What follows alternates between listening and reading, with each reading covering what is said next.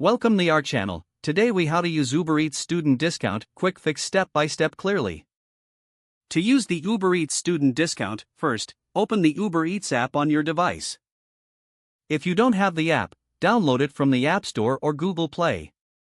Next, log into your existing account or create a new one. After logging in, tap on your profile icon at the bottom right corner of the screen. Scroll down and find the Promotions section in the menu. In the Promotions section, look for an option to add a promo code.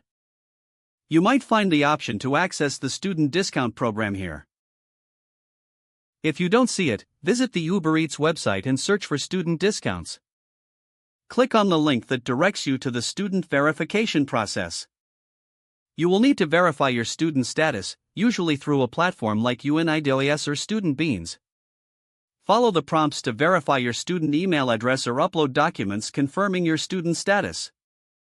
Once verified, you will receive a unique student discount code. Go back to the Uber Eats app. In the Promotions section, enter the discount code you received. Make sure to apply the code before placing your order. You can now order your favorite meals at a discounted price. Simply choose your items and proceed to checkout. Enjoy your food and the savings that come with your student discount. If the page does not load, refresh the browser or try again in a private or incognito window. Make sure you are using the correct email address, then retype it carefully to avoid small typos. If your password is not accepted, use the reset option and create a new strong password you can remember. Check your spam folder for verification or security emails, then complete any requested confirmation steps. Enable two-factor authentication if available to improve account security and reduce unauthorized access risk. After signing in, review your profile details so your contact information and settings are accurate and current. If you see an error message, note it down and try again after restarting your device and internet connection.